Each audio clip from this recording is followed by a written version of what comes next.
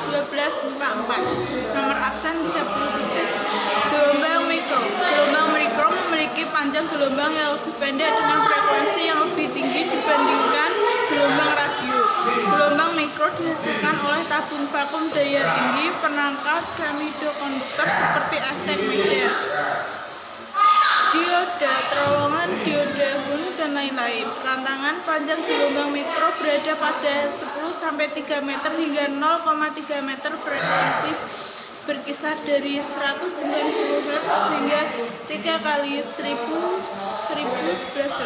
Salah satu penggunaan gelombang mikro dapat dilihat pada radar. Radar adalah teknik yang digunakan untuk mendeteksi jarak, kelajuan, dan karakteristik objek lain yang bergerak. Selain itu, gelombang mikro juga digunakan pada oven microwave. Sinar inframerah. Gelombang elektromagnetik selanjutnya adalah sinar inframerah. Gelombang inframerah memiliki panjang gelombang yang lebih pendek, tapi dengan frekuensi yang lebih tinggi dari gelombang mikro. Sinar inframerah dikenal sebagai gelombang panas. Panjangnya berkisar dari 8 kali 10 hingga 7 meter hingga 10 sampai 3 meter dengan frekuensi 3 kali 1011 Hz sampai 4 kali 1014 Hz. Sumber utama radiasi gelombang inframerah adalah radiasi termal yang dipancarkan oleh semua benda panas. Ketika sebuah benda dipanaskan, atom dan molekul pengisunya mendapatkan energi panas dan bergetar dengan amplitudo yang lebih besar. Energi dilepaskan oleh atom dan molekul yang bergerak dalam bentuk radiasi inframerah. Semakin tinggi suhu benda, semakin kuat atom dan molekulnya bergetar dan semakin banyak radiasi inframerah yang dihasilkan. Cahaya tampak. Cahaya tampak merupakan spektrum elektromagnetik yang dapat dideteksi langsung oleh mata. Cahaya yang tampak disebut juga sebagai cahaya putih tersusun dari 7 warna yang berbeda. Ketujuh warna itu bisa dilihat pada pelangi ketika cahaya matahari dibiaskan oleh rintikan air. Dalam spektrum cahaya tampak, cahaya merah memiliki panjang gelombang terbesar.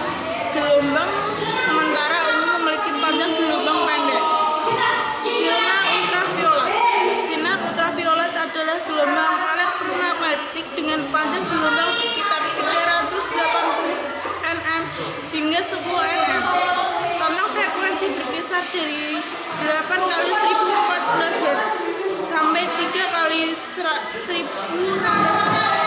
Radiasi ini diberi nama ultraviolet karena berkaitan dengan frekuensi yang lebih besar daripada frekuensi cahaya umum pada spektrum cahaya tampak.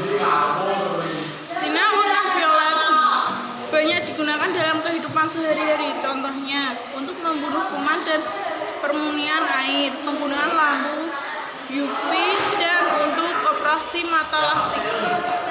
Sinar X. Sinar X merupakan salah satu spektrum gelombang elektromagnetik dengan gelombang 10-13 meter hingga 10-8 meter.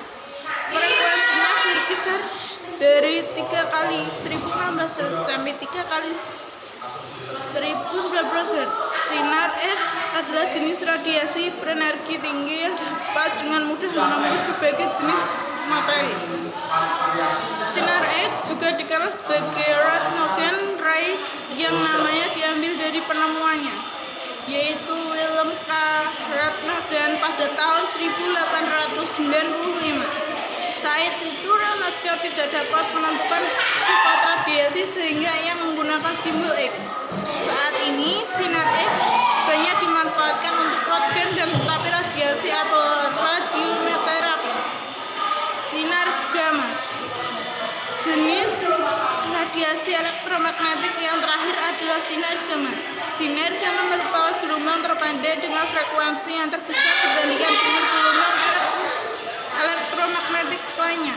Panjangnya antara 0,6 kali 10 sampai 14 meter hingga 10 sampai 10 meter. Sementara itu, frekuensi berada 3 kali 100 Hz hingga 5 kali 1022 Hz. Sumber sinar gamma diperoleh dari reaksi nuklir dan radioaktivitas resmi. Sinar gamma banyak dimanfaatkan untuk proses radioterapi dalam pengobatan kanker dan tumor.